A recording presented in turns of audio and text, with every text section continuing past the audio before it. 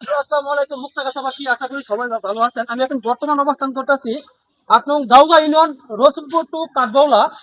বন্ধু, আকাশ, তুমি তো কাঠবাউলা বাজার থেকে গাড়ি কিনে আসলা, হ্যাঁ? রাস্তা কেমন ফেসিলিটি? রাস্তার অবস্থা খুবই বাজে। তো চলতে অনেক কষ্ট হয়, বেশিরভাগ অটো চলাচল করে। আচ্ছা আচ্ছা। তে যারা যারা যাতায়াত করে তাদের অনেক দুর্ভোগ সৃষ্টি হচ্ছে।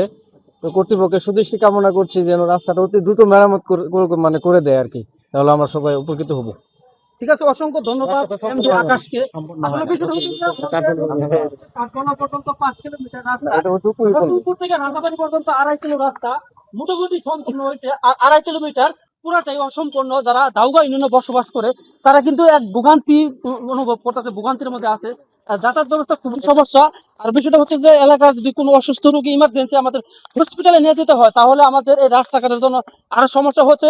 আমি অনুরোধ করতেছি যে আমাদের এলাকা যারা বড় বড় ঊর্ধ্বতন আছে, তাড়াতাড়ি এই রাস্তাটা সম্পন্ন করার জন্য বিশেষভাবে অনুরোধ করছি।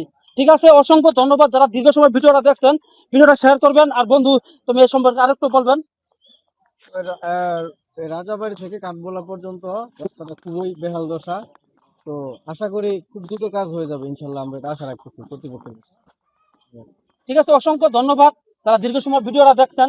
আর যদি মুক্তাগাছার এই 8 নং দাউগা ইউনিয়নের রাজাবাড়ি এলাকার লোকেশনে যদি ভিডিওটা ভালো লাগে, অবশ্যই অবশ্যই আপনারা শেয়ার করে পাশে থাকবেন।